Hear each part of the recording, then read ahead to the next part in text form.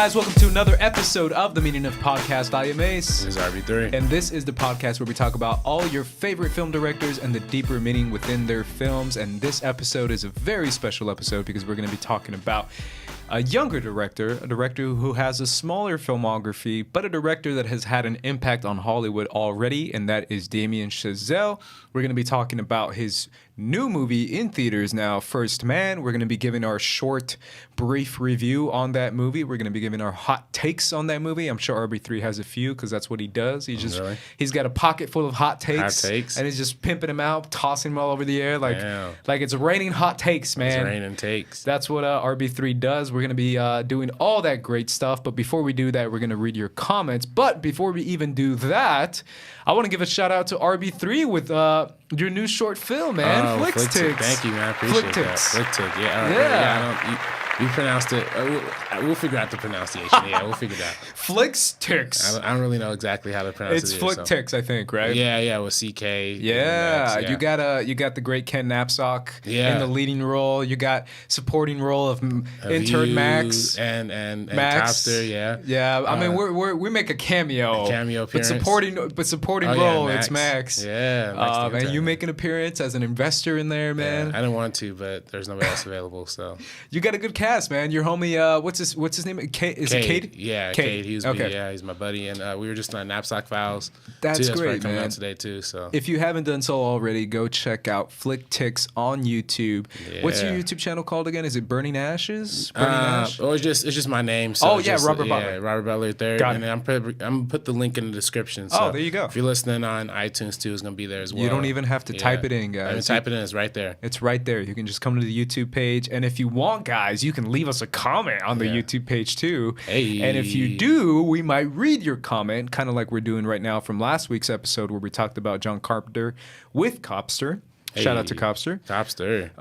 Movie Ace says, I think people are too used to the overly polished cliche Hollywood studio movies would react negatively to the auteurs of the 70s and 80s like De Palma, Carpenter, Cronenberg, where they have distinct style and they haven't all done more commercial films. Although they have done all more commercial films. Got you. I mean, a lot of it is style. A lot of it is cuts. The editing has changed quite a bit. Yeah, I mean, but, like, people like De Palma and Carpenter, I always feel like we're ahead of their time when it comes to, like, a lot of the filmmaking aspects.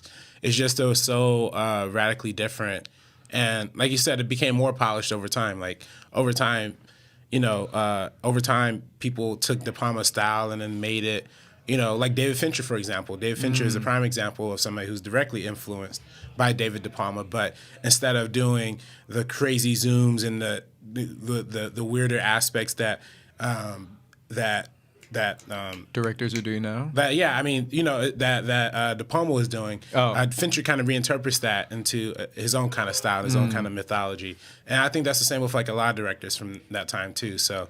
Even when we're going back and rewatching the old John Carpenter movies, you could definitely see the modern influence that John Carpenter has now on a lot of modern horror directors. But because the technique has taken more time to develop and be seasoned over time, it's a lot more polished now. It is. It's interesting what has changed. I think look has changed quite a bit, especially when it comes to the word stylistic, right? When it comes to that word, we think of Tarantino, we think of Snyder, we think of directors who are very much doing something over the top on purpose. I don't know if that's the right word, over the top, but doing something very distinct on purpose, like a Snyder, like a Tarantino. I don't know what's another director you can call stylistic, but there's a ton of them. Edgar Wright, that's a perfect example of people who are making something a little bit extra on purpose to get audiences to kind of relate to that little extra, whatever, if it's Snyder, Tarantino, Edgar Wright, that little extra amount that audiences like. Audiences like to personality, to have that little extra in there. And I think, like you said, Carpenter had that too. Yeah. So, shout out to Movie Ace. Montgomery Jackson says, were either of these guys born in the early 80s? No, nope. Montgomery Jackson. And I don't really think it matters, man. Again, I don't know if was that a compliment or insult? Or it was definitely an insult. Really? At least that's how I take it. I mean, we've talked a lot about it. At least I've talked a lot about it on this podcast, about how this weird misconception of like intelligence related to age, or like I don't know, like experience related to age, or where it's like, oh, these guys can't talk about the movies because they weren't born in the 60s. And it's like, dude, no, come on, stop. We don't need 50-year-old dudes telling us the same thing over and over again just because they saw the movie in theaters. It doesn't mean your opinion on the movie is better than my opinion, or it's more qualified than my opinion because you saw the movie in theaters. Yeah. That's just my take, man. I mean, I don't know. Well, I don't really know, like, especially for people who are like from the 80s. And once you care more about like people who weren't from that time, like talking about your movies. Yeah. I think people, we live in a society now where it's just reinforcement, right? We just want to be around people who think the same way we do and who have the same opinions we have. So I guess that kind of goes hand in hand with older movies. I don't know.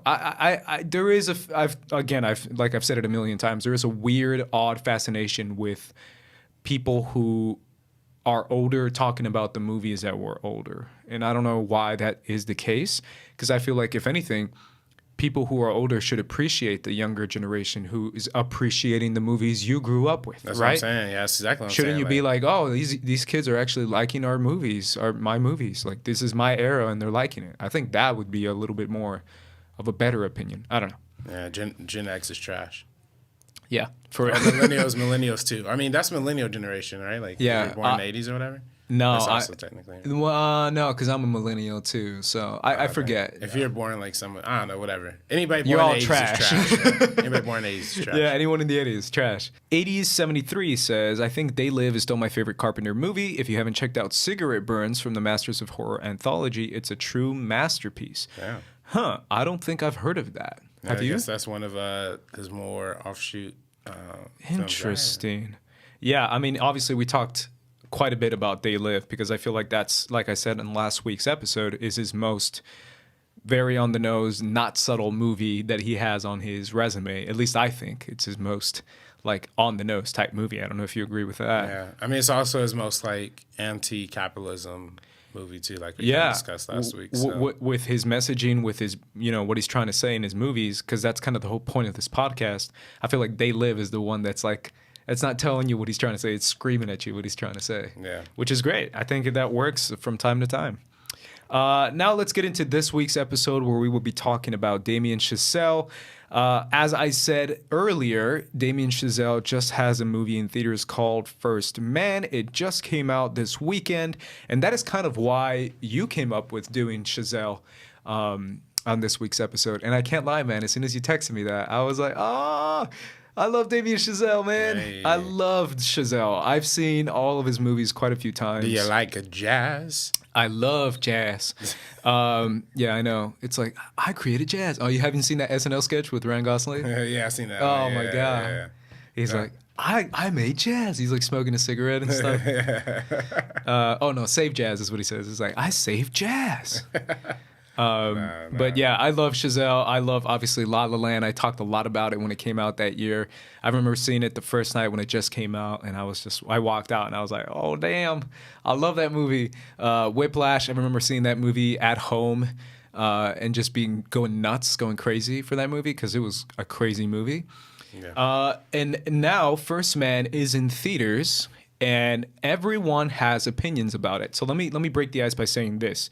First Man does not seem like a cheap movie, and it did not make a lot of money. So I don't know what you think about that, but for me, I was like, oh, damn. How much money did it make? It's $16 million opening weekend. I mean, that's pretty good, right? No, it's not. What kind of budget are we talking here? I think it was a big budget, man. Let me check it out. But I'm either way, 16 mil, I don't think it's what they wanted. But, I mean, this movie's probably going to have a lot of legs. Like 25 million would be like, all right, that's not bad. But 16 mil? Oh, well, I mean, think about other space movies. Think about Matt Damon's movie, The Martian. But that's sci-fi. I mean, this is not sci-fi. This is a biopic. How about compared to other biopics? How does it open like compared Probably to pretty bad. I mean, 16 mil is pretty rough, man.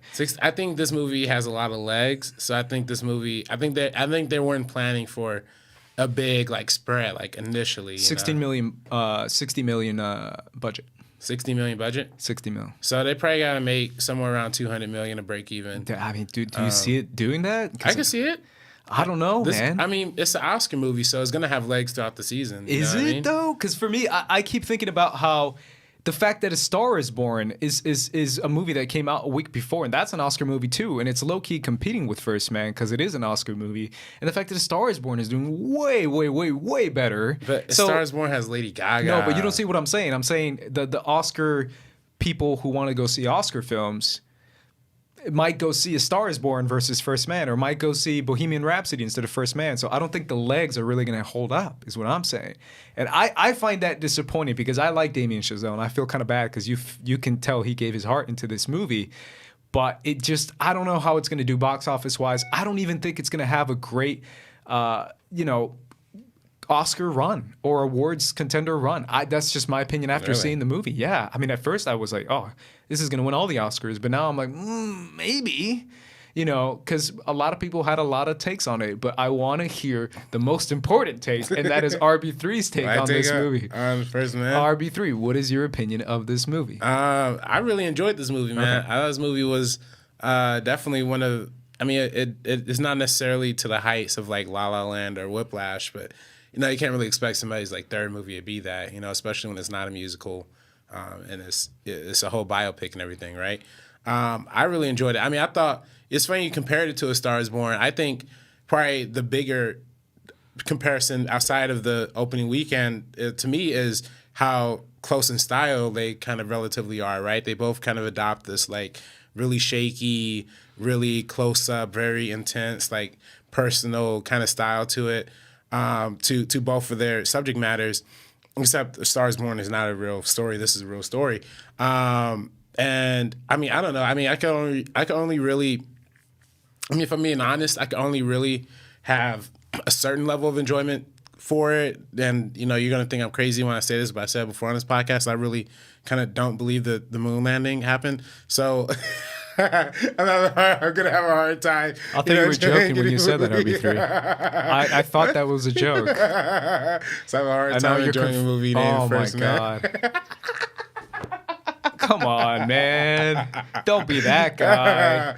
Man, I'm begging you, RB3. Don't be that guy. It's like, why am I watching a soundstage of a soundstage, This is some bullshit, bro. They're like, oh, we shot on IMAX. It's going to be this premium experience. No, I'm kidding. Okay, I was going to say, bro. I'm kidding. We'll get into it. If you want to get into it, I'll get into it. Conspiracy theory shit. But outside of that, it truly, I thought it did everything really well. I thought it was a very good like POV movie.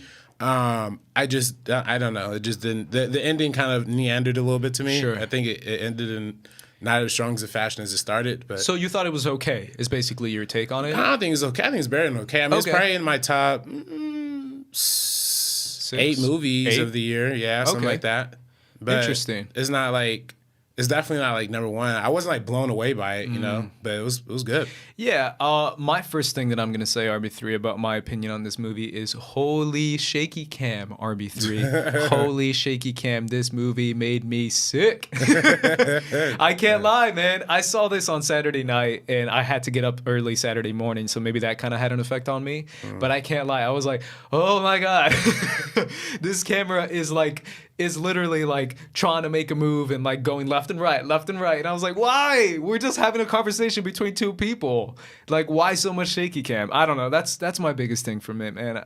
It took me out of the movie. But you don't. Okay, wait. It took me out of the. We didn't talk about Star Is Born though. Do you not like A Star Is Born for a This one quadruples the shaky cam compared to A Star Is Born. Really? Way more. A Star Is Born had a little bit of shaky cam. This one was like all shaky cam. But then they had like literally classroom settings where it was like, I'm the professor, and it's like the camera's going, and I'm like, why? We're having a classroom setting right now. Why does there have to be a crazy? They just got out at that point. They just got out of the but now you're just sitting in the classroom and the camera's going, and I'm like, still spinning in their heads like.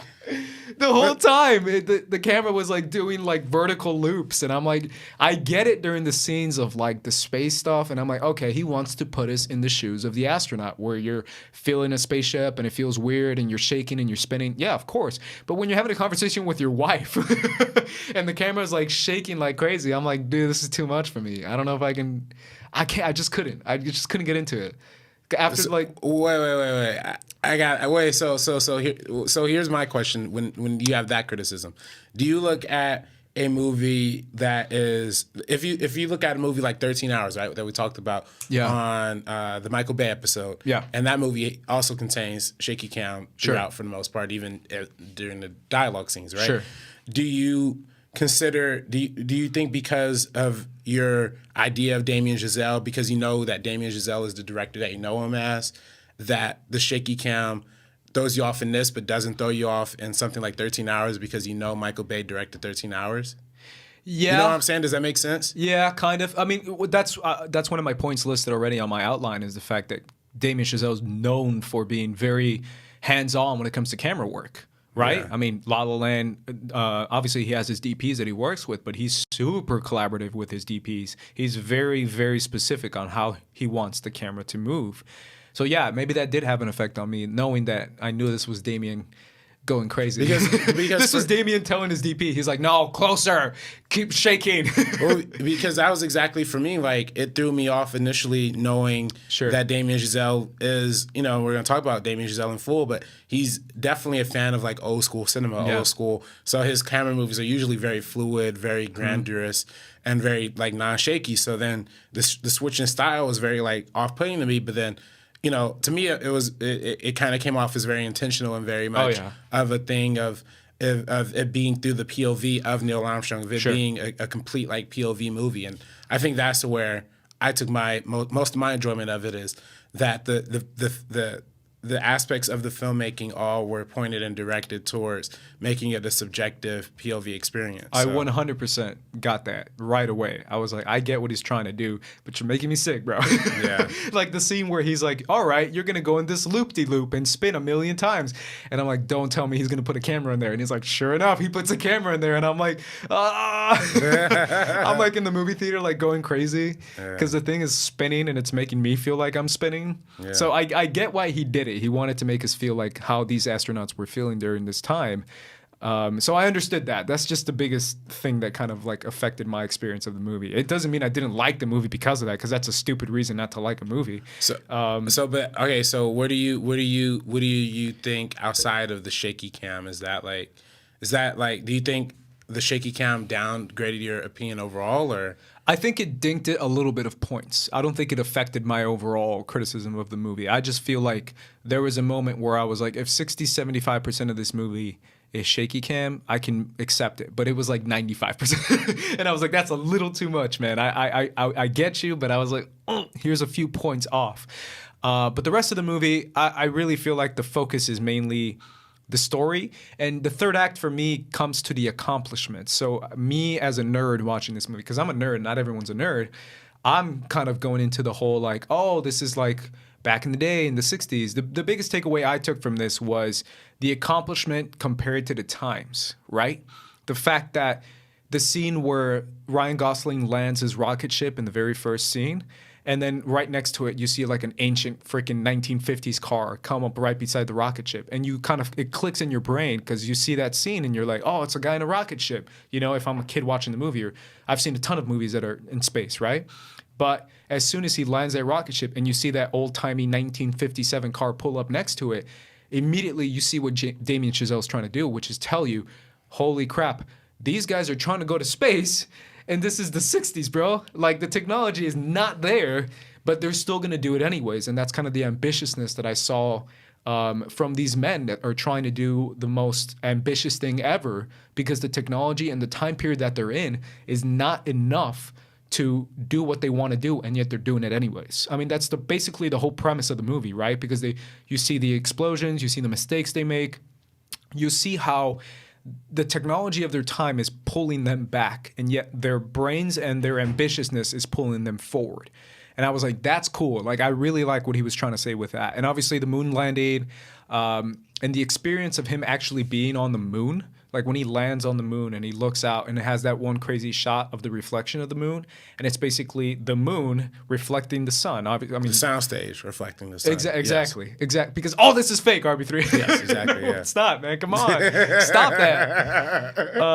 But when he sees that, then you start to realize, like, oh, how would I feel if I was on? It's like that POV style of like, whoa, like being on the moon. You question, if I was on, I'd be questioning everything. I'd be like, oh my God, aliens, all this stuff like going in my head. And you like humanity. What is the purpose of life? What is the universe? Like all these questions came into my head in the theater, and I realized that's what Damien Chazelle was trying to do. Was he was trying to like put us on the moon and tell us like how would we feel if we saw this craziness? Like no one's ever done it before. It's just nutty. Did you see it on IMAX? I didn't. No, okay. But that's all so positive for me. The story itself, it works. I'm not going to say it, like you said, blew me away, but it works for me.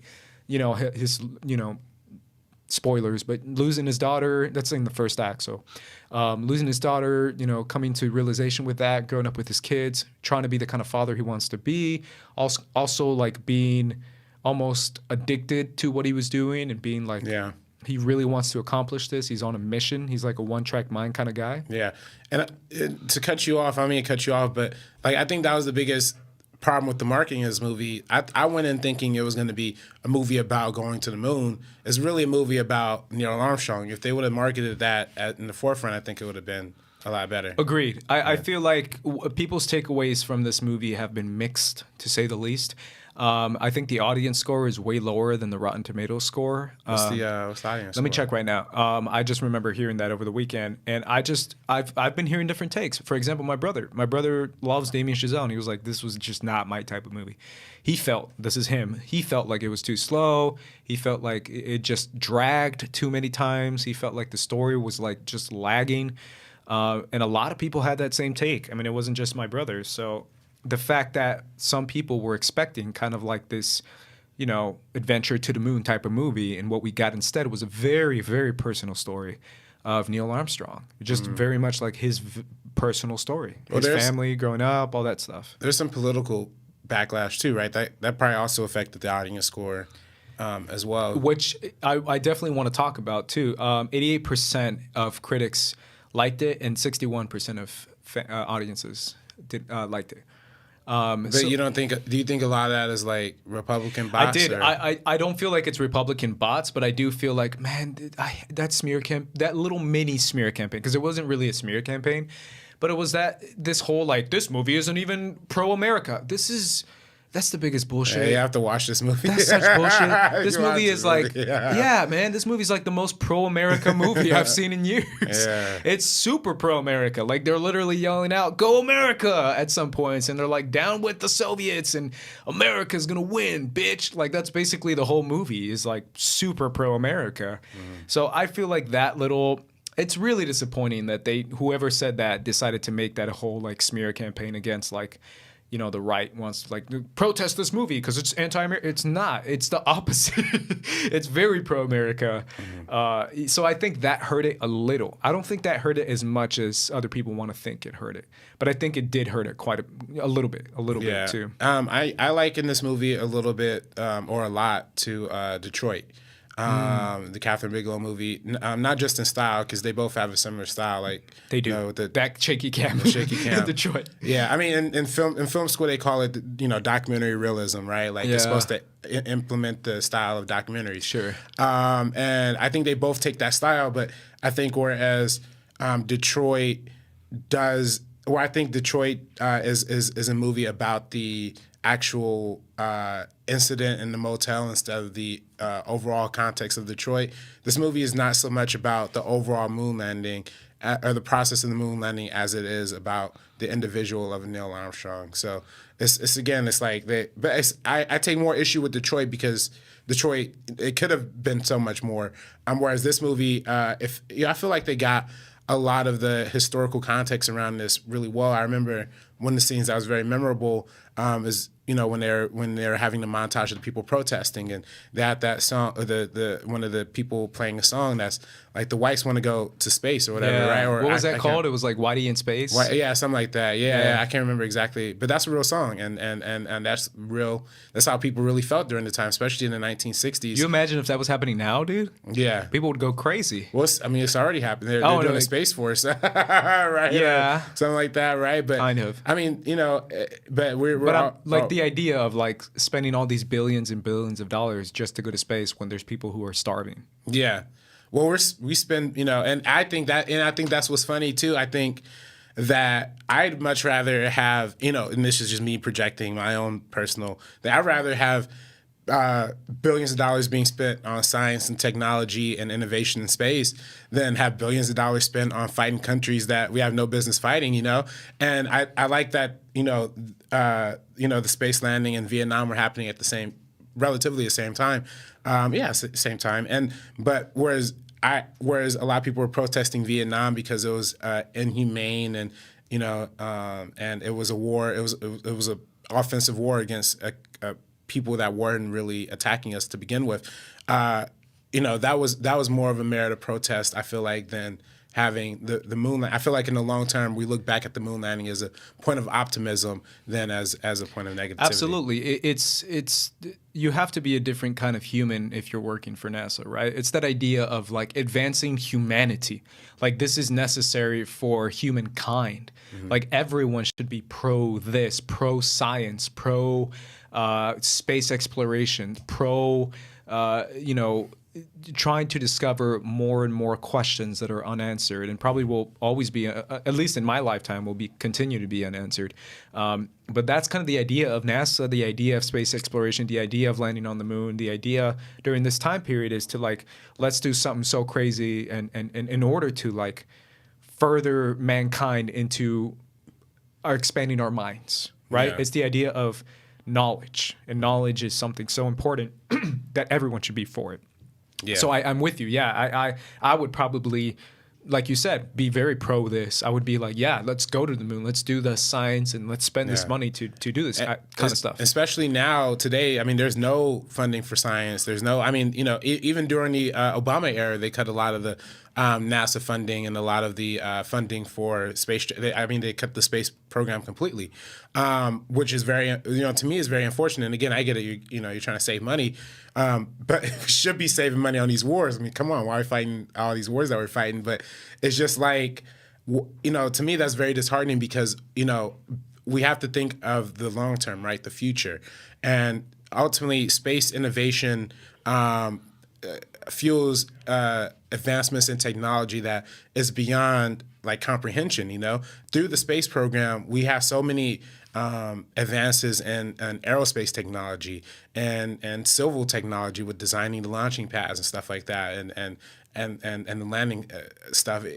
All these innovations come from space and the data that we collect from research on Mars, research on the moon, research from other planets, and all the space probes that we send up. Like that's the most valuable information, if you ask me, especially when especially when this planet is not in such a good spot when it comes to climate change. We really do have to start considering the future, right? We're like, where is the planet heading? Do we have to recolonize on a different planet? Do we have to, those are questions that we have to answer. But to me, that should be a priority over a lot of the things that we spend money on in our government. Yeah, I mean, it definitely is something that's important and something that's going on now. And this is such not ironic, but almost kind of ironic situation that we're talking about this movie in this time, because there is kind of like a mini war on science that's going on with our government. A lot of people who are very anti-science for some reason. Yeah, in the administration. In the administration. And I find that so bizarre. So bizarre. I mean, just the fact that, I don't know, man. I would never understand why people consider that to be some sort of anti-God thing. Where, as I said before a million times, like I'm very pro-science and I'm very pro-God.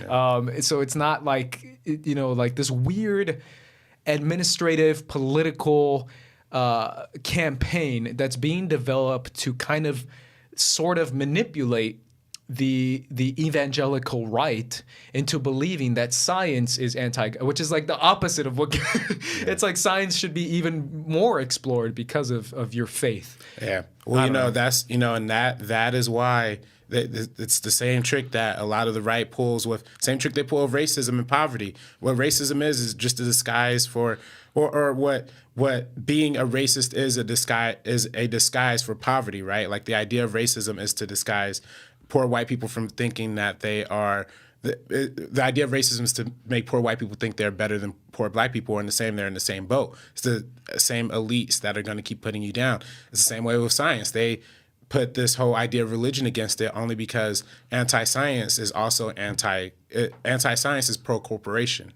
right? Like corporations bank on scientific innovation not happening because they want to keep the oil pushing. They want to keep the the toxic chemicals that they're wasting across the world. They want to keep climate change going, and they don't want regulations for corporations because once scientific research gets involved and ousts them for the bad that they're doing to the planet, is no good. So that's why Scott Pruitt, who is the I think he still is the head of the EPA, but I think he might have been outed by now. But I think he is. He is outed. Yeah, but no, I think he's still there. Oh, he's still there. Yeah, but he before Trump appointed him, he was famous for suing the EPA a bunch of times, representing the big oil companies. Now he's running the EPA. The guy who used to who tried to sue the Environmental Protection Agency is now running the Environmental Protection Agency, and now they're cutting all these resources for research for science because of that. And now we're talking about NASA versus environmental stuff, but I think it all kind of plays into the same like lack of importance that our government seems to have for science. Yeah, I've been kind of reading up on it and seeing different reports on space exploration, science, and all that stuff. And it's climate change is probably the biggest one that people keep bringing up in reports that are very recent. But one thing that is interesting that I see now is the idea of before the whole Trump Space Force thing, there was a little report that I saw. It's like a 15-minute documentary report talking about space exploration and satellite technology and how countries like mainly Russia and China are the two main countries that have satellites in space and that have different forms of satellite interaction. And the idea of space warfare. They were talking about this before Trump. Space warfare. I saw this I don't know how many years ago.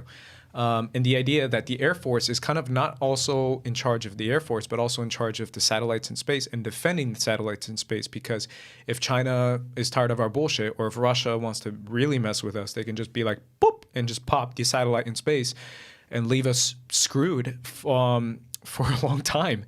So the idea of technology, NASA-level technology being used for bad is also an interesting thing that I thought that report was bringing up, which is why this whole Space Force thing is already existed. It's called the United States Air Force.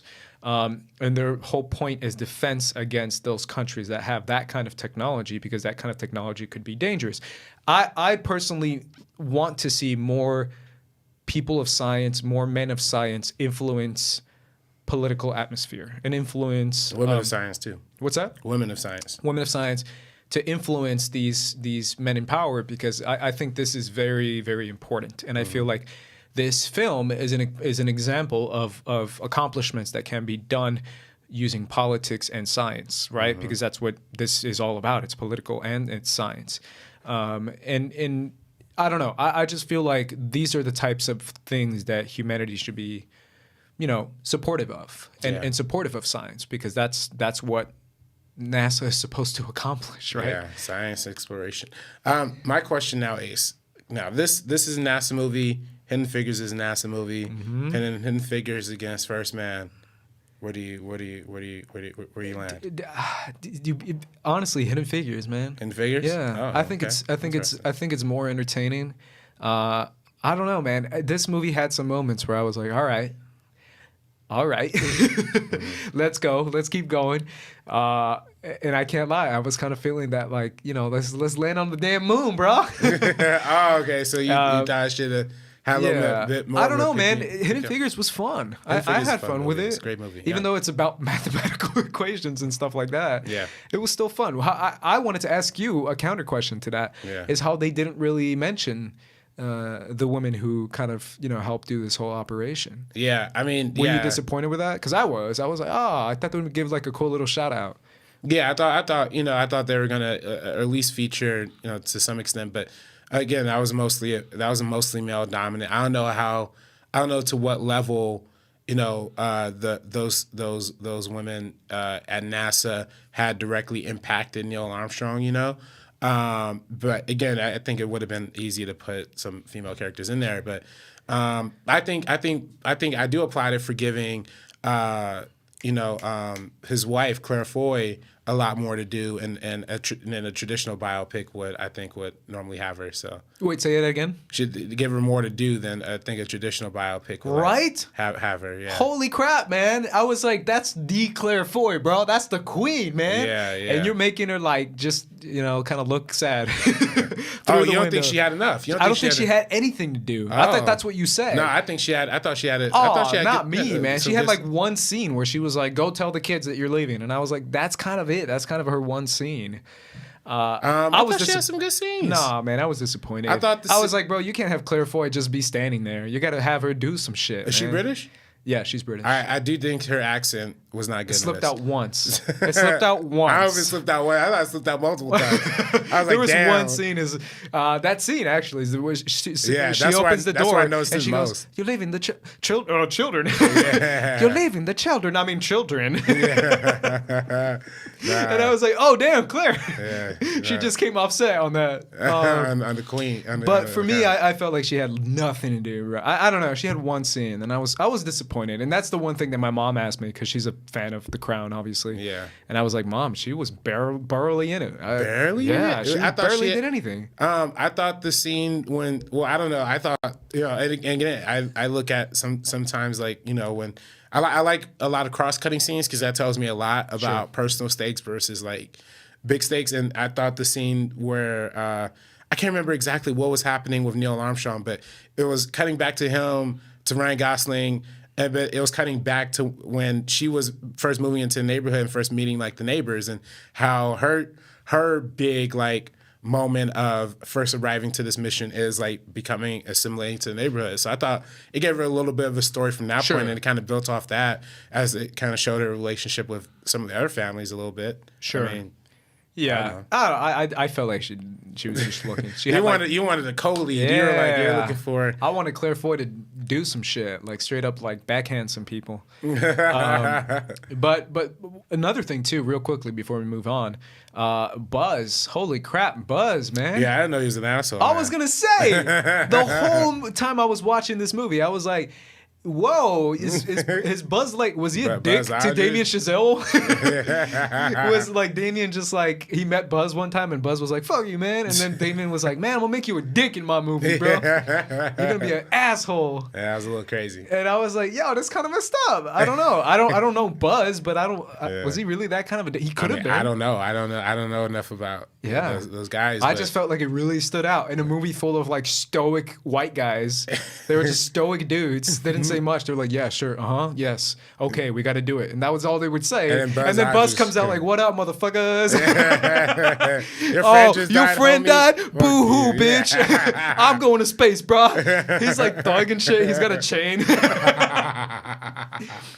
He's like, yo, I'm gonna ride that rocket ship like a boss, bro. And I'm like, yo, what's up with Buzz? Yeah, Buzz Aldrin, man. I know what happened, but yeah. Tim Allen's gonna play me in a future movie, motherfucker. Did Tim Allen play Buzz Aldrin? No, Buzz Lightyear. Toy Buzz. Story. Ah, man, that's fucked up. That's fucked up. And I was like, yo, he stands out. Like, he stands out in a movie full of a bunch of, like, regular stoic dudes. He said Tim Allen, bro. Weak. That's true, man. It's true. I don't know. I just really felt like it stood out. I was like, this stands out, man. Like, he is a dick.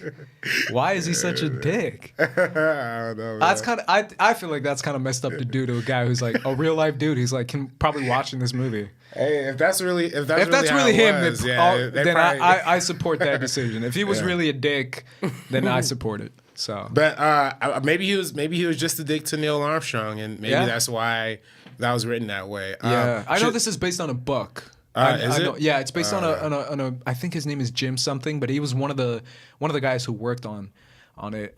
Damien mentioned that in an interview. He said, "Oh yeah, in the book, this is all the retelling of one of the guys who was working on this program." Oh, interesting. Well, I know this is also the first time that Damien Chazelle has not had a writing credit on his movie. That's interesting. This is written by. I mean, the credit is Josh Singer. Just a solo writing, but in this town, like you could rewrite a whole screenplay and not get credit for it. But at least according to the credits, it was written by Josh Singer. So it's interesting how The writing is a lot different in this movie as compared to, I think, a lot of Damien Chazelle movies, which For sure. are usually a little louder, a little more dialogue, centric. Dialogue heavy. Dialogue heavy. This is very dialogue light. Yeah. There's almost moments where it's like no dialogue for a while. Yeah, I love it. I love moments. I mean, I love it when it does that. I think that is very bold. A lot of the choices it makes with sound and with style is bold. I love when they cut back to like the 8mm footage. It reminded me a lot of Raging Bull, when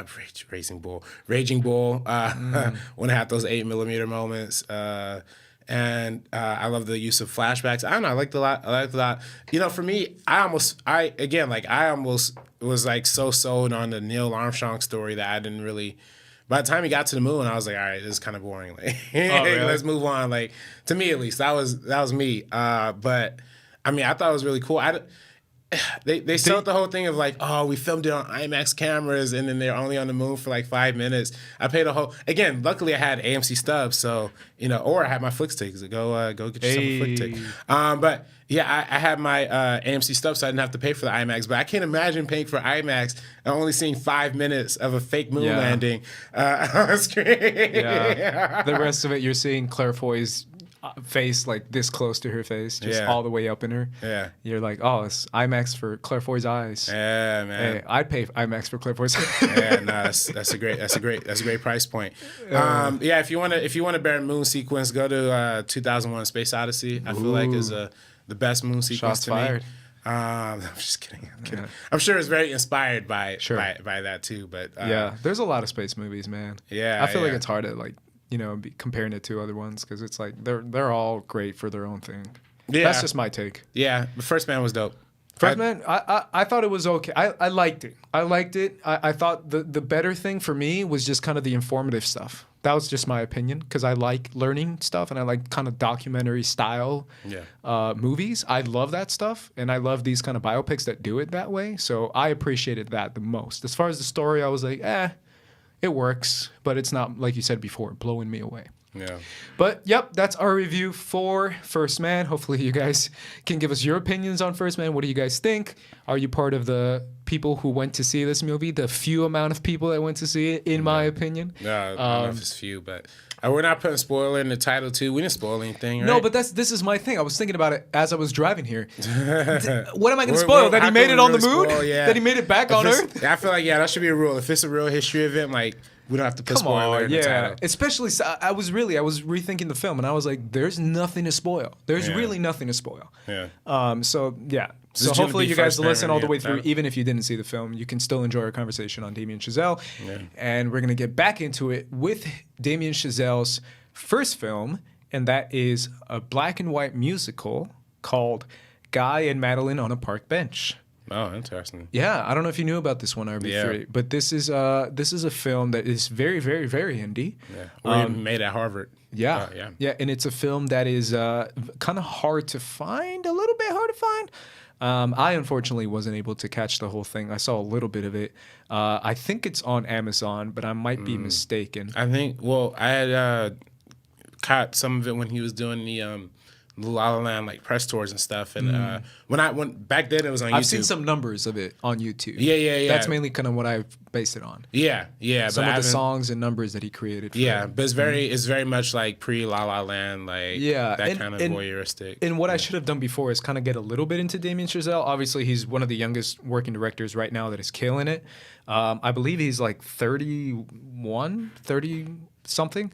But either way, he's been killing the game. He's a nerd, like he's a true film buff nerd. Oh, yeah. If you see any interview with Damien Chazelle, you can tell like, yo, this guy he's very much the kind of guy who's like bored and he's watching like a French film, like a black and white French film because he's bored on a Saturday night. This is that kind of film buff, stereotypical kind of guy, and He's the kind of guy who turns on like TCM for fun, like Turner Classic Movies, and is Hey, just you catching should. whatever. Hey, everybody should, man. Hey, You should. Turn TCM. Shout man. out to Alicia Malone, who's the host for TCM. Yeah. Get Filmstruck too. That's a great service. Yeah, he's the kind of guy who would be on Filmstruck on a weekend. Yeah, I'm on Filmstruck on the weekends. Hey. People need the login information. Let me know, man. Hey. I'm just kidding. I'm on that Netflix on the weekend. Netflix. Netflix don't got enough old movies for me, man. That's true. Yeah. But either way, this is that kind of guy. He's the kind of guy who's very much inspired by one of his favorite movies is The Umbrellas of Cherbourg. Cherbourg. Yeah. Which is a French, very film schooly movie. Yeah, I believe it's a French movie, right? That French. It's a French musical, 1963, if I'm not mistaken. French movie that is 64. Yeah, 64. That's very much. If you are any film school, you're gonna watch that movie. Yeah, and that's kind of one of his major inspirations for La La Land. But either way, besides that, this is the kind of guy who enjoys the French New Wave. He's the kind of guy who enjoys classic musicals. He's the kind of guy who enjoys all types of musicals, which is why he wanted to make his first musical, which is this movie, a black and white, very traditional indie type modern musical, because it is taking place in modern times with modern characters and modern settings. So yeah, as far as what you've seen from this movie, what do you take from it? Yeah, I mean, I think it plays into the Damien Chazelle tradition of, do you like jazz? Hey, I don't know if you've seen the boot. I'm going to say that out loud during this I was going to say. That's from the B movie. Have you seen the B movie? Oh. With the homie Jerry Seinfeld? Yeah, when he plays, the homie Jerry Seinfeld. That's from now on what you have to call him. Hey, That's not Jerry Seinfeld. You have to add the quote, the homie Jerry Seinfeld. The homie Jerry. Hey, after the B movie, man, he's always going to be the homie. You like jazz? But, my thing from jazz is, I was going to say jazz. I think of jazz from Transformers. What's cracking, little bitches? What's cracking, little bitches? My first lieutenant. Designation Jazz. Now he got split in half, man. R.I.P. Jazz, bro. R.I.P. Jazz, man. Yeah. I mean, that's how Buzz was coming out in First Man. He just came up and said, "What's cracking, little bitches?" rolling up in the hood. Yeah. With his 1963 like Chevelle or something. Yeah. As soon as they cast Paul Scheer as like any part, you know he's gonna be like the jackass of the movie. Yeah. Is that his name? I think Paul Scheer. Yeah, no, it's not Paul Scheer. It's the guy from friggin' Ant-Man, isn't it? Yeah. No, it's not. Yeah, it is. Is it? Mm-hmm. I'm gonna get his name right now. Corey Stoll. That's Corey Stoll? Yeah. That was the guy who played Buzz Aldridge? Are you sure? Corey Stoll, yeah. It's right here on the IMDb. Oh, man, I tripped in. Yeah, he's an Ant-Man. He's in House of Cards. I thought it was Paul Scheer from fucking... From, you know what I mean? From Disaster Artist and all that shit. Yeah, but you're way off. Yeah, I thought it was really... This is Corey Stoll, man. They gave him the Paul Scheer haircut, though, right? He's always had that hair, man. Corey Stoll? Yeah. Nah, man, he had a little hair, man. Corey Stoll, he's always bald. He had the Paul Scheer haircut, that's why. Either way, that's how Buzz be rolling up in this First Man movies. Yeah. What's cracking, little bitches? Yeah. But either way, I like jazz from Transformers, and Damien Chazelle likes real life jazz. Yeah. And I like jazz from the B movie. There you like go. jazz. There you go. Yeah, he's not shy about his love of music, his love of jazz. He was a drummer. Yeah, and then in a jazz band. And his roommate at the time, his best friend at Harvard is Justin Horowitz. Justin Horowitz. Yeah, who's the composer of La La Land and Whiplash, and he's also a musician himself who plays jazz music. Did he do First Man as well? I don't know. I don't think so. Whoever did First Man, score for that movie, 10 out of 10. Yeah, I think it might be Hans Zimmer. Is it really? Yeah. I'll look it up right now. But either way, his love of music inspired both of his biggest movies, if not, all three of his movies before First Man. I mean, think about his movies. It's a musical, a black and white indie musical. It's Whiplash. And it's La La Land, all music centered. Mm-hmm. So that very much goes to show what First Man. Yeah, it's Justin Horowitz. Oh, he did First Man. Yeah, great score, Man. Incredible score. It is a great score. I absolutely agree with that. But it's very much like I grew up around drummers. Back in my old church, I used to have some drummers, and my drummers, one of my drummer buddies, who's like crazy, was a jazz drummer, and he would tell me and he would show me like jazz drummers, bro, are the hardest. Like they go ham, and obviously we'll see that in Whiplash, but they go ham. Like it's crazy how like jazz is such a technical style of music where it's just so completely technical that's part of the art, is the technicality of it. And yeah, I mean, throughout the whole time, Guy and Madeline in the Park, the whole time it's like a jazz type score. So we have that kind of vibe that goes into it, and you can tell that's what Damien Chazelle caters to because he's such a big fan of it. So it's a big giant love letter to that, and obviously the love letter gets bigger when we get to La La Land. But yeah, that's kind of my big takeaway from it, and the fact that it's very much like, when I say indie, it's indie, bro. Like, it doesn't, you can tell like it's black and white because they're trying to save money, and the shots are very close and personal because it's an indie film. So I kind of like the fact that it's a modern indie film where you can tell like this budget was like nothing, and yet they still made a pretty successful movie considering, that it did, pretty well as far as getting his name on the map. So I don't know if that's another takeaway that you have from it, or if, that's kind of your final takeaway like it is mine. Yeah. So, No, I mean, I agree. I'm glad that, and of course after this, he became known as like kind of a ghostwriter for a lot of Hollywood movies. So whatever this movie did to grab that voice, obviously caught the attention of a lot of people. And he made Whiplash into a short. I know that, and he used that to try and sell it to different studios and production companies and different producers. And the short film that he made also starred J.K. Simmons, and it was the scene. It was just one scene. It was the scene where J.K. Simmons throws the thing at the character's head. It wasn't played by Miles Teller at the time. Yeah. But the scene was so good, it won the Sundance Film Festival for like best short or something like that, or one of the drama categories for the short films. So yeah, he used that to convince some investors, and of course the awards acclaim behind it from Sundance too, to make Whiplash. Yeah, and it's one of those things too where he was working on La La Land even before that. Yeah, like he was working on La La Land while he was, La shopping around Whiplash. La La Land's always been his passion project. Yeah, essentially, Guy and Madeline on the park bench was essentially his, trying to make a La La Land, and then when he was thinking of a more ambitious scale, that was La La Land. He got rejected quite a few times from La La Land until he made Whiplash into a feature film, because that, got him the opportunity to make Whiplash. Right. Now, what is your connection to this movie, Whiplash? Whiplash was a movie that, everybody hyped up, obviously, when it first came out. I didn't see it in theaters because it was 2014, still in Compton, no movie theaters in Compton. So I really didn't see it until that was, and it is full transparency here. I don't know if there's like any like federal agents like listening, but like this was right when like there was like when they had like all the Oscar like screeners that like leaked online or whatever, like, and I had to copy a copy of the Whiplash. You know what's funny? Yeah. I did the same thing. Damn. I saw it like that too. Yeah, I saw it on my laptop. Yeah. I mean, that was the only way I could really see it, man. That was the only way I could really see it. I'm sorry, Damien Chazelle. Yeah. I did buy it. I wasn't gonna admit that, but since I was not gonna admit that, but now since you did, I'm like, all right, I might as well jump in the pool too. I'll take off my shirt and jump in the pool. Hey man, I bought it on iTunes. I did buy it on iTunes. They had it on when La La Land came out. They had Whiplash on iTunes for $4.99. I picked it up there, so I did not pay for it. But I told my parents about it. It made them buy it. Yeah. So hey, and I made them watch it because I'm like, you gotta see this movie. Yeah. That was my reaction after seeing it, man. Yeah, was like telling because you're right, it was pretty hyped up, and I was like, oh, right away, I gotta see it, and I found it. Yeah. And then I saw it, and I was like, yo, that show was lit. It was lit, dude. Especially, just the storytelling, man. The fact that he can make like a true character study type movie based around the life of a jazz drummer, based around the life of a jazz drummer's student who is obsessed with becoming the best drummer there is. That just plain and simple. There's nothing more to it other than he wants to be the best.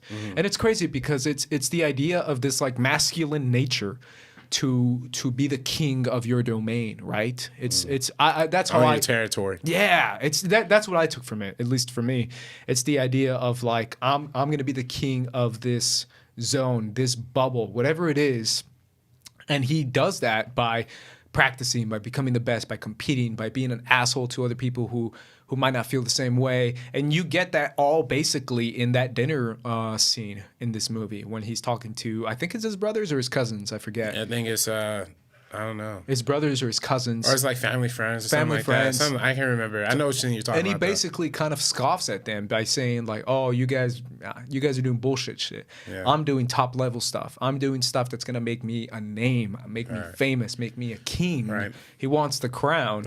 Right. And right in that scene, you get it. It clicks in your head that, oh, this is this kind of guy. It's the kind of guy who wants to be the best, and that's so fascinating to me because that's.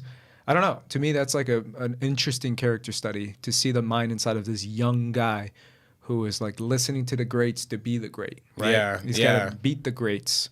He's Ric Flairing it, man. Ric Flair, what? Drew? Yeah, Amigos.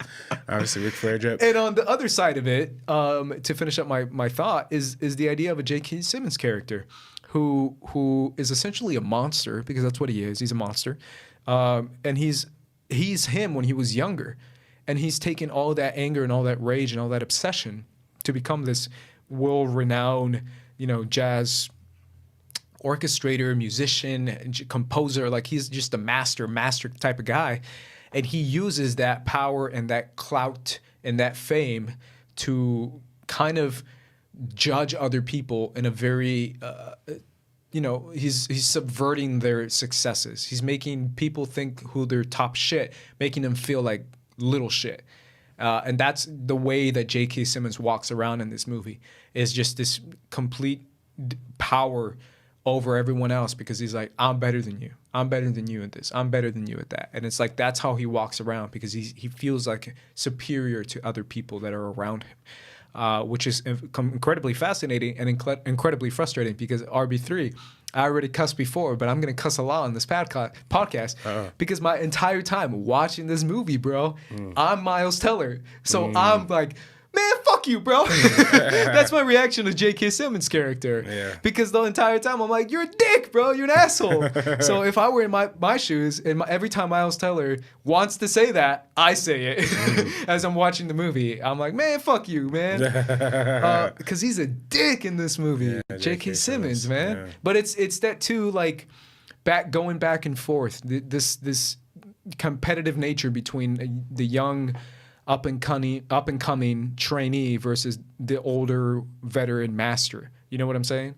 And that's why this movie is so good, so freaking good. Yeah, no, I absolutely adore this movie. From the second I watched it, I mean, this is, you talk about a character study. I mean, this is kind of the definition of a character study, right? And it's all centrally focused on the POV through the Miles Teller character. I can't remember his exact name. And that, I mean, and that in and of itself, I mean, you even see, throughout this entire movie, there's not a scene in this movie that Andrew's not in, because you're completely behind him the entire time. I was going to say, you remembered his name. Yeah. Andrew. Yeah. That's what, okay, cool. Damn, I think it just came up because I definitely think that what this movie does great at is establishing the ruthlessness of J.K. Simmons, how much he yells at. I mean, I just know Andrew because all I hear in my head is Andrew, like anytime I watch this movie, because J.K. Simmons does not hold back. And it's, it's the whole deconstruction of the master versus the apprentice relationship, right? Yeah. And a lot of times in real life, it is that abusive. It is that we have somebody who's that high of a power, who's somebody who aspires to be like that. That's how people are willing to take that abuse to get to the top. Dude, think about college football. I mean, think about college sports in general. I mean, the abuse of power. We see that so many times. There's even reports and stuff. The NCAA is investigating stuff of like how abusive college coaches, college scouts. Because the whole idea is demasculating. Am I saying that correctly? I don't know. But like taking that alpha mentality away from somebody. Yeah. And putting them in complete control. You know what I mean? Yeah. Making them, breaking them, and making them put themselves back together. And not just that, but creating a system around it where it's just this giant circle and this giant bubble.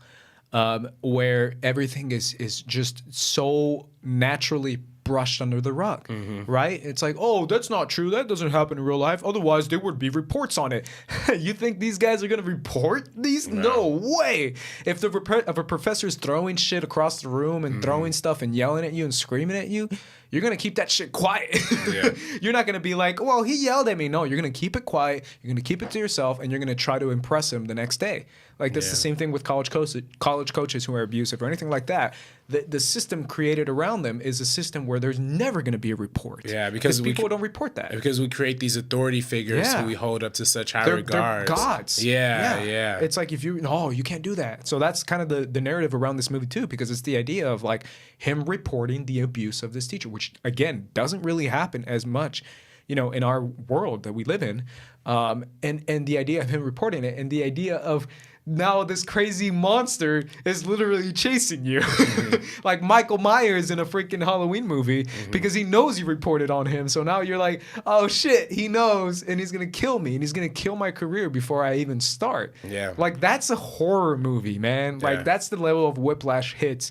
It hits like horror movie levels for me, because that's what I imagine. Yeah. And it's realistic. And I imagine being like 20 years old and being like, oh crap, I just kicked a dragon. Yeah. And now the dragon's literally gonna burn me. Yeah. And I'm done. Like, that's so scary. You never step on their own toes in this town. And thankfully, we at USC film school, we had an incident recently with a professor who flipped out. Fortunately, that got reported, got all taken care of. I don't think the guy no longer works there. But yeah, that's an example of shit that can happen at a university level. Absolutely, yeah. There's a lot of abuse that goes unreported and that people don't talk about. I mean, obviously, I don't want to mention the huge one that is, the Michigan State nature, but that's what happened. Michigan State is one that's huge, right, with the gymnastics team. Mm-hmm. There's the Penn State stuff that happened as well. Like the Ohio State stuff that came out like a month ago. Yeah. Literally a month ago, the Ohio State stuff that came out. Yeah. Everything is brushed under the rug, and that's why freaking Florida State with Jameis Winston too is a perfect example too. That I personally followed that story for a very long time when it happened, like 4 years ago. I think it was 4 years ago when Jameis was at Florida State, and I was blown away by the reaction. I was blown away. The fact that everyone was like, nah, whatever. And I'm like, bro, this guy like legit raped a girl, and we're like brushing it under the rug. Especially when it comes to athletes, especially with the sexual assault stuff, it's like. Athletes, but it goes all the way to the top. Yeah, it always does. Yeah. And that's what people always forget. They're like, this coach tells that coach, this coach tells the head coach, then the athletic director, and then the athletic director goes whoop, and it's one big circle, and it happens again. Yeah, it's all brushed under the rug. Especially with the athletes themselves. I mean, their bodies are, their temples. They rely on their bodies, so having that violated by person in power is very damaging. And for Whiplash, for the physical torment that Andrew himself endures to try and impress J.K. Simmons, the right? car scene too, yeah, man. The car accident. Well, I always think, to me, the most painful image is when he's like drumming and like his hands start bleeding, like, oh shit, like, and that's a real thing for a lot of jazz drummers too, right? Is how their hands really feel after that. But yeah, I mean, like being in a car accident, trying to rush to get what you got to go, that's also equally scary. I mean, that's just consequence of trying It's too nuts, hard. man. Now let's finish up by calling out that ending, because the ending is where the movie kind of reaches its full potential, I guess is what I can say, because I can't lie, man, that scene is so epic. It's epic because it's the nature of being defeated by someone who's better than you. You've been bested by the master, right? And it's his idea of him retreating back to the arms of his father. And then right away, I love that scene because when my first time watching it on my laptop, I was very much like, as soon as he's like, he kind of like steps away from his father, takes off his jacket, and he's like, man, fuck this, I'm gonna fuck you up, bro. And I'm like, let's go. And then he starts, and I'm like, oh shit. And I'm literally like watching this movie, standing up on my desk. I mean, like above from my desk, because I was sitting down and I had to stand up because I was like, oh, he's about to go off. Like, he's about to throw some hands. And that's his version of throwing hands. Like, that's him being defiant. That's him being like, oh, you want to challenge me? Let's go. And he challenges him like one-on-one. Right. And it's that nature of like, they're supporting each other, but they're also fighting each other. Yeah. They're trying to kill each other by making the best music. And I was like, yo, this is deep on so many different levels. I loved it. I love the ending. I think it's great. Yeah, no, definitely one of the best endings in recent memory, and I think it just goes to show what the kind of skill that Damien Chazelle has as a director, as a musical director, especially. Yeah, let's move on to one of my favorite movies of the past decade. A movie that I've been very unashamed of preaching, of screaming, of literally giving Scott Mantz a million hugs about, and that is La La Land. La La Land is a movie that I adore. La La Land is a movie that really impacted me, and I absolutely love this movie. It was one of my favorite movies of the year. I think I put it number 2 or 3 that year. I think number 2, but I forget which one I put number 1 anyways. Either way, La La Land is what made Damien Chazelle the name we know now. Because this is what got what was it, like 13 Oscar nominations, 11 Oscar nominations? So, yeah, 13. Was it either 11 or 13? It was 14 maybe. I don't know. Either way, this movie got all these Oscar nominations. This movie got all the hype coming off. I think it was premiered at TIFF, but I might be wrong. I think so. I know somebody. I remember they sent out a screening for La La Land a year before it came out, and I had the pass. I had it all signed up and ready to go. I just didn't make it. Dang, man, that sucks. Yeah. But I remember the hype coming from this movie, coming from people we know, like Scott Mantz, and like other people that Scott were. Mantz, definitely. Alicia Malone was another one who was kind of hyping it up, and I was like, oh damn, I'm ready for this. And it's great, man. It's great all around because the camera work is awesome. The musical numbers are awesome. The color in this movie is baller. It's gangster. It's very in your face, and I love it. And the music in this movie is the one thing that people really didn't care for. A lot of people, at least I talked to, and at least a lot of people that I went to see the movie with, who would counter me and would be like, "Bro, that music was trash," and I was like, what movie did you see, man? I love that soundtrack. That soundtrack is like, I rock that stuff, man. I memorize those songs, and I love those songs. Yeah. But all around, I really did feel like this movie was baller. I don't know what your take on it. I forget how much, if you loved it as much as I did or if you didn't. Yeah, no, I did. I still love it. Yeah, I still love it. I mean, I wrote a fucking whole article on Schmo's website about how much I loved it. Yeah. And I mean, I still. Did you give Scott Mantz high fives about it? Yeah. He gave me one of the mini Oscars, one of the best friend Oscars. Yeah. We're all La La Landers for life. But I was a La La Lander with him too, man. Hey, man, that's why I'm repping the LA today. LA hat. You know what I mean? Hey. LA also for Dodgers, of course, playing today. But I gotta say to you, man, I'm gonna start out with a hot take. What's that? I don't even know if I should say it, but I'm gonna say it anyways. What's this? I think it deserved the Oscar, man. For Best Picture? I was rooting for it to just, yeah. Okay. I think it deserved the Oscar. I think we both saw Moonlight together, by the way. We did, and we've had this debate. I know, but it still bums me out, bro, because I'm like, wait a minute. I liked it more than you did.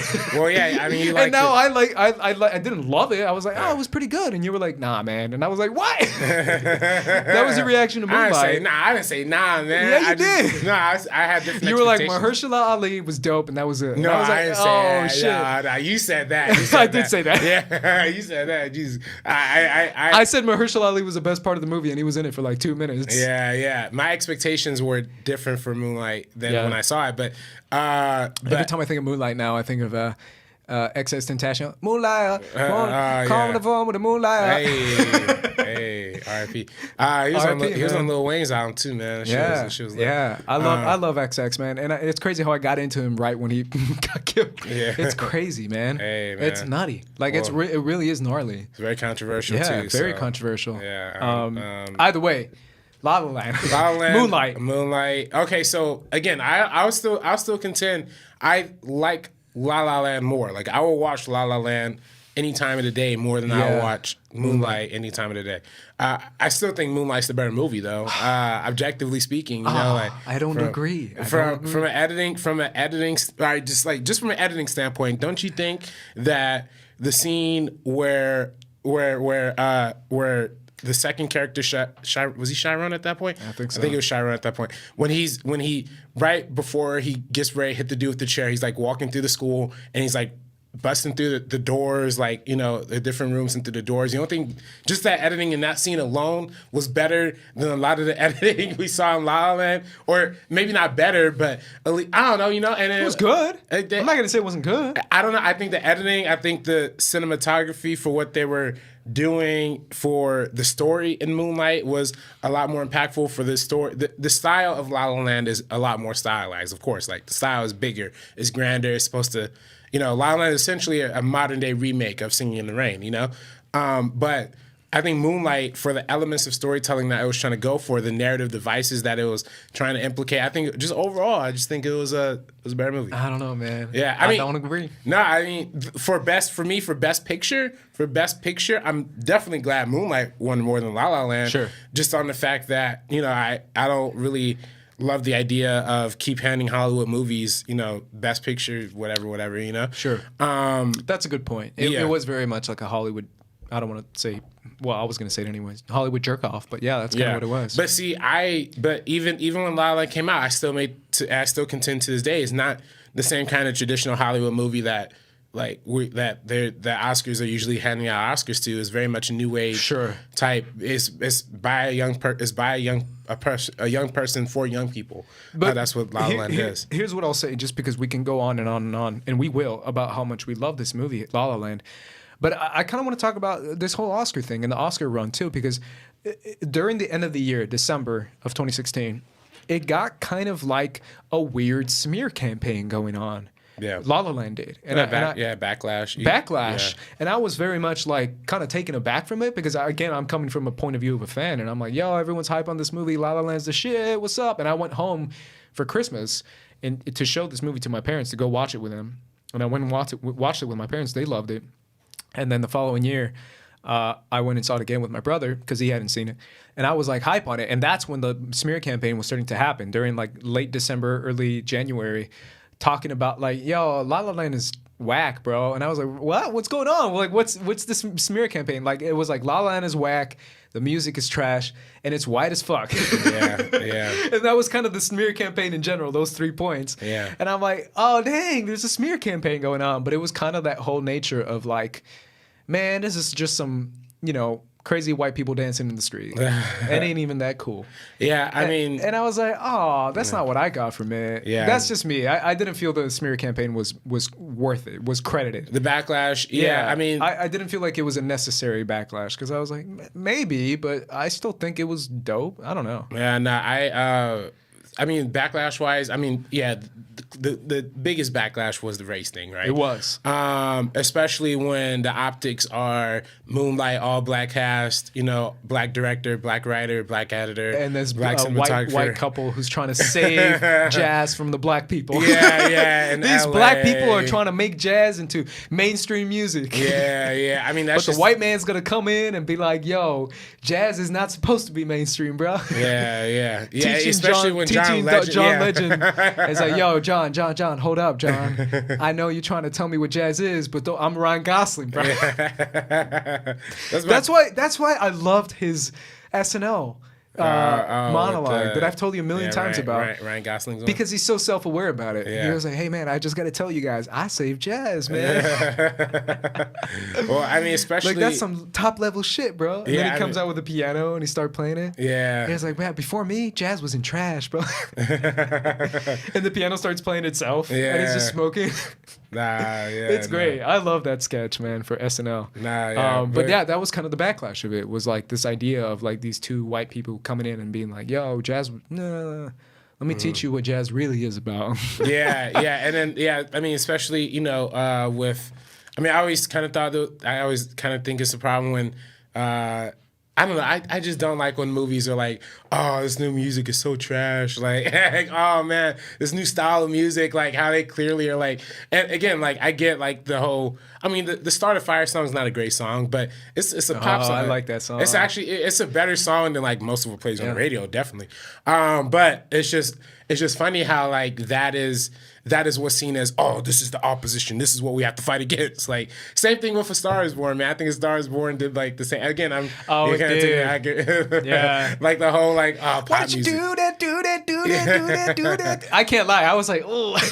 Man, I was on Bradley Cooper's side, bro. No, man, I hated that Lady Gaga because to me, I was on his side because I was like, oh, that song. but they made it. Do that to me. Yeah, that was a shitty song. But I was like, this is a shitty song. They essentially made Lady Gaga be Lady Gaga. They did, which to me I didn't like because I love the old Lady Gaga way more than like the new Lady Gaga. I thought it was a funny scene though, where he's all like, "Oh, so, I just got to tell you, honey." And he's like, "What? What's wrong?" And he's, "I don't know. Why are you talking about them ass and them jeans?" I laughed. I was like, "What?" And she's like, "What? What are you talking about?" And he's like, "I was ass and them jeans." Like, what's that about? What are you trying to say? Bradley Cooper in that movie had the single best voice I think I've ever heard in my entire life. Oh man, and she's like, yeah, I understand. It's like freaking I Am Groot, bro. It's like, I don't know what you're saying. She's like, yeah, well, my honey's trying to say. when Bradley Cooper is Sam Elliott or yeah, that was really, I was like, damn. Well, there's one scene where I literally think he didn't say anything. Like, there's one scene where I think they did it on purpose, where Bradley was like, all right, I'm gonna really do it, and he's literally like, no, I'm trying to come to her, and that's all he says, and the audience laughed because I was like, yeah, you didn't say anything, bro. Oh man, I swear. I want to make a tweet about it, like Bradley Cooper, blah, blah, blah, blah. Oscar audiences, give him the gold. Garble. And the Oscar goes to. He should do his whole Oscar speech like that. Yeah. Either way, yeah, I get what you're saying, especially when it comes to like that. Like, that's what they're saying that's too mainstream. It's like, bro, this is not even mainstream. Yeah. Especially when it's a black artist, John Legend. And then going back to Moonlight thing, we never actually ended up finishing, like, or comparing it to Moonlight and La La Land. But yeah, the optics of that whole Oscar race just looked bad, you know? Like, it did. So definitely the bias. For me, I thought the music was good. And we were talking about the backlash of, the singing. I think particularly people have problems with the singing. Yeah. That's what I meant. And, for me, I much prefer that actors are bad singers than singers who dub. 100%. Yeah. I'd rather see some average ass singing than dubbing. I hate dub singing. Or even worse, I'd rather see a great actor do a musical than a great singer who can't act, Because I think that's been a big problem that Hollywood just can't seem to get over. Sure. I think Gaga was great in A Star Is Born. There you go. But she had acting experience before. That's true. But whereas I just don't think that more times than not, it just doesn't work for me. Like, yeah, I don't know. I just feel like there's so much positive in this movie. It really is one of those movies that just had a big impact on me. And the music was great. The feel of it was great. The callbacks to it was throwback to like old school musicals while still being a modern musical while still having elements. Singing in the Rain is the biggest, I think, American influence. While still having moments of a modern musical, while still being outside of reality, while still being somewhat in reality. I loved it. I loved how it was straddling the edge of like a musical, a classic musical, in reality, out of reality kind of musical. I loved it. A lot of people criticized that too. They were like, "Oh, it didn't know what it wanted to be," and I was like, "Oh, that was my favorite part of it," because that was a criticism that I heard a lot. Was like, "Oh, La La Land didn't know what it wanted to be, or old or new, or what? What are you trying to?" And I was like, "Oh, that's what made it cool. It was a hybrid. Yeah, it was like a throwback while still being modern, while having new original music." I adored this movie. Emma Stone is a treasure. I'm watching Maniac right now. I just finished it last night on Netflix. I watched the first episode. I think she's a treasure, man. I think she's a gangster. She's dope. And we saw Birdman recently for Iñárritu. Yeah. And even her in that movie, she's a gangster in that movie too. I was like, shit, she's dope. Like, she's just dope. Yeah. And I think she's dope. I think Ryan Gosling is a cool homie. and I like Ryan Gosling. Cool. I do. I think he's a cool guy. I like him a lot. Hey. And even though he's City of Stars, City of Stars. He's like Bradley Cooper going to seriously, bro. I'm like, project. project, Ryan, project. That's me the whole movie as I'm watching it, as a musical guy that I am. Yeah. Meanwhile, he's like, he's like super quiet. Yeah. During his singing. Stars. Yeah, that's how he is. But either way, man, that's kind of my last thing on this movie is the fact that it balances so many different things, and it really painted an interesting picture of like the modern Hollywood tale while still being a throwback to a classic musical. Yeah, no, it wears its influences on its sleeves, I definitely think, and I think it intentionally is very much emulates, Singing in the Rain, like you said, Umbrellas of Chuchura, all of these musicals that Damien Chazelle has loved over the years. But it also takes it to like a postmodern extent to a certain extent too. It does. It is a little subversive. It is a little like takes his. I think a lot of people's main criticism is that the old time Philly stuff is taken from like the Singing in the Rain, like the American musical, whereas his version of Subversion comes from like the old French New Wave approach, particularly with Umbrellas of Chouchou and all these other French New Wave inspired movies. So he is kind of drawing from two different older influences and smashing them together. A lot of people don't like that. I think it's really cool. I think that's awesome. Yeah. And you're right. A lot of people didn't like that, and I loved it. Yeah, I think that's what I think to a certain extent. I almost appreciate older, newer filmmakers doing that more because a lot of times newer moviegoers and newer movie fans won't have the same kind of introduction or knowledge to those movies without La La Land, otherwise. So yeah, I mean, and a lot of people say, some of the framing and La La Land is a little weird. Some of the colors are a little off. Some people said, Damien Chazelle is a little more of a sloppier director than a lot of people like to give him credit for. I disagree with that criticism. I think that as a director, he's someone who cares less about the perfections and kind of highlights the imperfections to highlight the flaws of like the characters. And I think he does that in Whiplash as well, to a certain extent, kind of playing off of the Miles Teller like idea and persona of what Miles Teller represents, and kind of plays off that and builds into his character. Yeah, I think everything he does is very specific and overt in what he's trying to do, especially when it comes to the camera work, right? I mean, obviously his name is what, Linus something? I can't remember. But I think and he won Best DP that year for the Oscars cinematography. Too. And I give it to him, man. I thought it was dope. I liked what he was trying to do with the tracking shots, with the one-ers, with the camera whips. A lot of people don't like those camera whips. I love those camera whips. Oh, Another Day of Sun. We gotta talk about that, man. I mean, that's the hardest opening that goes hard sequence. And I drive on that intersection 105 110. And do you sing it every time you pass by? And I usually try and play it when I'm man, it's another day of sun. No, I'm not gonna sing, but that to me is that's a hard way of opening a movie. I love it. I love very accurate too. I love Someone in the Crowd. I think that's dope. Someone in the Crowd. Someone in the crowd can be the one you're looking for. That one. I love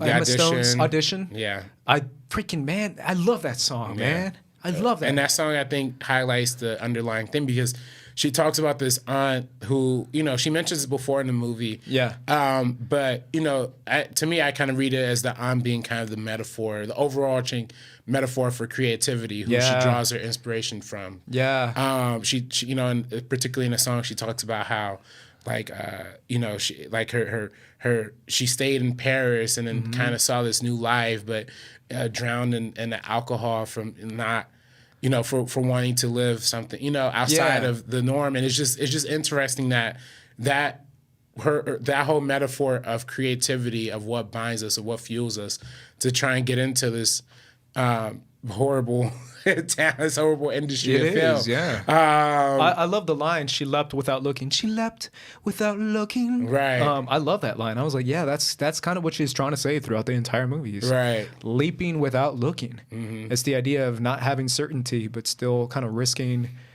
everything to do what you want to do. And I love it. I love how cliche it is. It's so cliche. Yeah. I adore it. So, yeah, I don't know. Those are my thoughts. What about you, RB3? Your final thoughts? Yeah, La La Land's dope. Yeah. La La Land's gangster, man.